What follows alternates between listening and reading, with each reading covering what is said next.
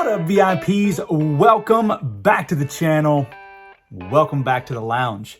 Today's video is going to be a little bit different because we're going to talk about something that is near and dear to me, and that is investing in Pokemon. Is that something we could do, should do, that you do, that I do?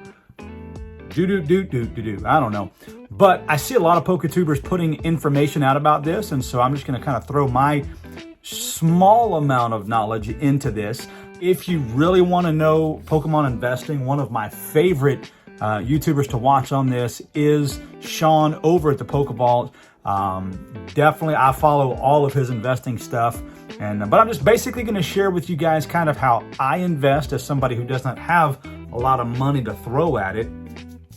How then can we, as maybe smaller PokeTubers, or maybe you're not even a PokeTuber, but you're just a collector, how can you invest? How should you invest? How do you get started? Is it even possible? So let's throw the intro video up and then let's talk about it.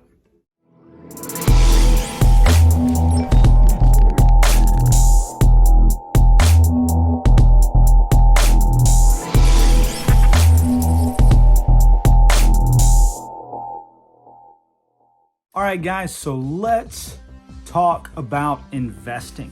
When we talk about the idea of investing in Pokemon, there are so many places that you can go. And I think that is what is one of the most exciting things about being a collector, is that you don't have to have all the money in the world to be able to invest. And so the starting of this is, and I think is probably the most important rule of investing, is invest in things you love. So that's number one. So like for me, I have a few different things that I love, but one of my favorite things right now is shiny Pokemon. Here's just 3 of my shiny Pokemon, and I love them. They're not going to carry heavy investment value, but I think that for some people, it is vital that when you invest, you love what you're doing. And so start out by simply collecting the things that you love, right? So it's the idea of collecting for long-term purposes. Do I think that a shiny Grookey is ever going to be the most valuable thing in the world? No, but it is still something to me that will have some value, and so it gives me kind of a baseline to start. What is the best way to invest? So the singles market is obviously going to be your cheapest and easiest road in. There are so many avenues in which you can invest in singles. The easiest way is probably just opening packs and hoping for some amazing pulls. Now, maybe that's not the most financially secure way to invest in singles, because again, you're playing the chance of whether you will pull things or not. But there is a big payoff. So I'll show you one of the cards that I pulled, and that is an alternate art Rayquaza. Now, this is not the big alternate art Rayquaza, but it's still got a lot of value. And so I'm actually fixing to send this card off to get graded, probably through Beckett, just because they're offering a deal right now, and I don't have any Beckett graded cards. So I'm going to send off this Rayquaza. Another one that I pulled personally was this Sylveon alternate art card. And so again, when you start talking about these cards that are singles, if you manage to pull them and then catch Beckett or CGC, and all of a sudden a card that I literally paid $5 for will come back graded, and even if it grades at an 8 or a 9, it's a good investment, and it's starting out very cheap. If you're wanting to invest in singles, you can also do that. Another great place to search is the Whatnot app. I do use Whatnot. Now, Whatnot used to be a lot better, in my personal opinion, for investing than it is now, because now basically sellers, it's almost, not all, but almost all a chance game again, right? It's, hey, buy this mystery bag, buy this mystery pool. When I first started buying on Whatnot, it was them showing graded cards, and you just began bidding on graded cards or singles. And so I was able to collect like that. You can still do that. I've hit some major wins on Whatnot, but there is still that chance factor that you're going to take into account. But with that said, another way that you can begin investing would be through graded cards. You can get them graded yourself, or you can go through Whatnot or eBay, or even some of your LGSs will have some graded cards for sale. I know there's Facebook groups that do lots of graded cards. My favorite graded card of all time is my 0 base set Charizard. I don't know anybody else that has one, but I have a graded 0 base set Charizard. Let's go.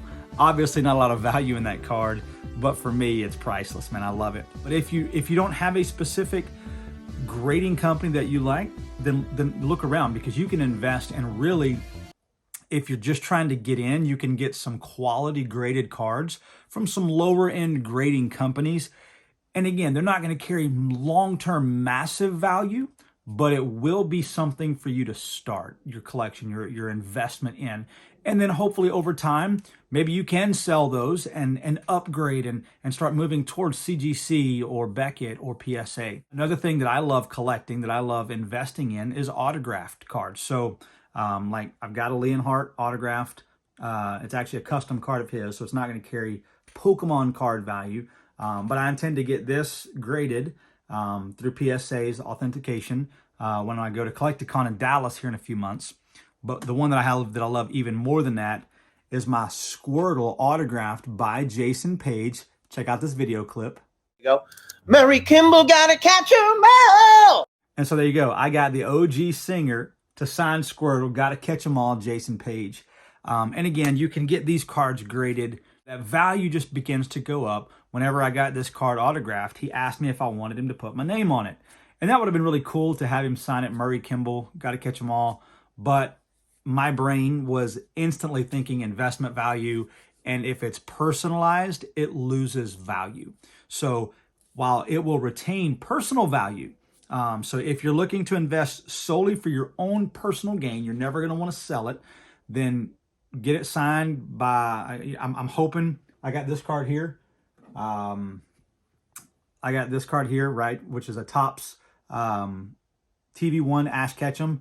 I am going to do everything I can to get Veronica Taylor to autograph this at Collecticon this year. Investing in graded cards or autographed cards is definitely a good way to go. Now, of course, you can also invest in sealed product. So like right here, I have a booster box. It's a Chilling Reigns booster box.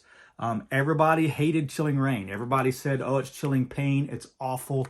So bad that I was able to buy this booster box for like, I think $79 is what I got this one for. When everybody says Chilling Reign is terrible. So now I have a sealed Chilling Reign booster box that I think is selling for like $135, $140. But booster boxes are hard to come by right now. And so I have this, but also you can see behind me, I have 2 Evolving Skies sealed ETBs.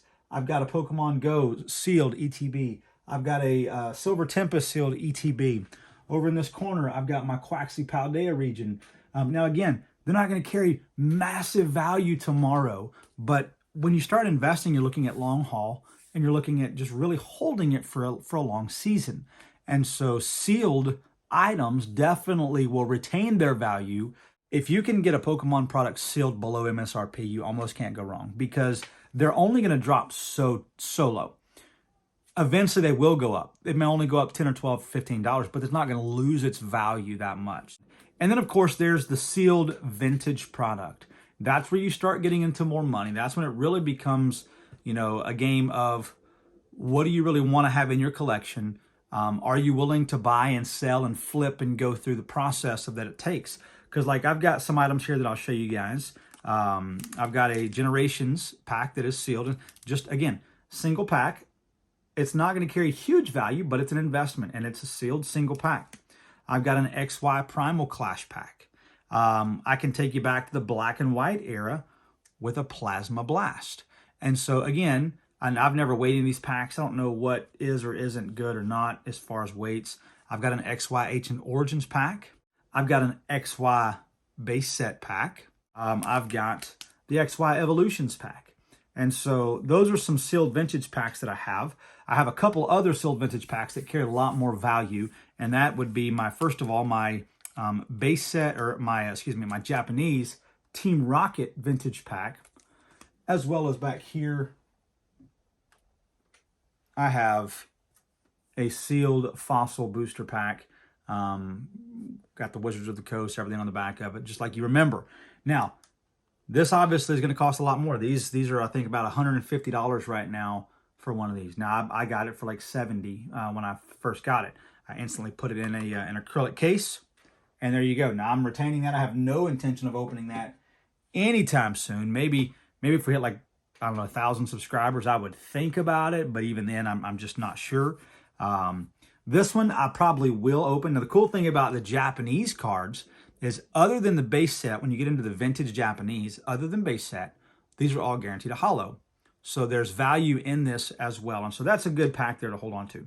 And then the last thing that I've got vintage right now that I'm personally invested in that I'm not going to open, and that is a base set. So take it all the way back to 1999, and I've got the base set starter deck, or the starter set. It comes with 2 decks technically, and it is sealed. It's still got the 7-Eleven for $9.99 on there. And so again, value. I do need to get an acrylic case for this. I just got it in not too long ago. But guys, that is how I invest. I started out literally just buying packs with my son, getting back into Pokemon. Now, I invest on a whole different side of things too, because I don't just invest for the financial gain. I also invest because I play the game. I play the TCG. I will be going tomorrow to the Scarlet and Violet pre-release tournament. Me and my son are going to go play at our local card shop, and looking forward to busting into some Scarlet and Violet packs, seeing these new Pokemon, and just having a good time. So that's how I got started. That's what I invest in. I've got non-card product. I don't know if you can see. I've got the let me move this here. I'll show you guys a couple more items real quick, just in my personal collection. I do have Pokemon the first movie VHS. It's not sealed, but it's mine. This was just something we picked up. It's Winter Celebration. It's just a DVD. There's no value in this, but it's just, again, when you invest in Pokemon, if you're not investing in some of the items that you love, then it's just going to become work, and it'll become frustrating, because it's hard, especially when you watch the prices go up and down. It can be very volatile. I've got over here, I've got my my Pikachu, or excuse me, my partner Eevee that my son got me for, I think, Father's Day 2 years ago, and it's still sealed. He and I have talked about it. We may open it just to have Eevee in the background. There's my Radiant Charizard that we pulled at Monster Jam. If you missed that video, go check it out. And so anyways, guys, that is how and what I invest in. Leave a comment below. Let me know if you're an investor, if you invest in Pokemon, or if you just collect it. Do you ever sell what you have? I don't sell very often, but every once in a while I'll get something that I can't pass it up, and I flip it to be able to buy more Pokemon products. So with that said, guys, we're gonna do one more thing. We're gonna flip the camera around and open up 2 packs of Crown Zenith to finish off an Elite Trainer box that I had opened, and let's see if we can pull some magic. All right, guys, here we go. We do have 2 packs of Crown Zenith. Got a couple sleeves here off to the side. So let's find out if we can get some magic here on the channel to end this. Thank you guys for hanging around for this video. If you have not done so already, consider subscribing to the channel. We are on the road to 500 subscribers. When we get there, man, we're going to be doing an awesome opening, an awesome giveaway. So definitely consider subscribing. Smash that thumbs up button, and let's see if we can get some magic here. All right, Mr. Mime, we've got a Sunkern, Bidoof, and okay, there's a Leafeon V. It's not a bad card. Let's crack open this last pack, see if we can get some last pack magic. There's a code card. 3 to the front. Burn off this energy. And let's see if we can get last pack magic. Solrock, Trekking Shoes, Matang, excuse me, Purloin, Love Disc, Chatot, Yanma. Let's go! How about that for some last pack magic? Oh my goodness. What a hit. That's the way to end it, guys. As always, go out there, be the VIPs that God made you to be. God bless you, and we'll see you in the next video.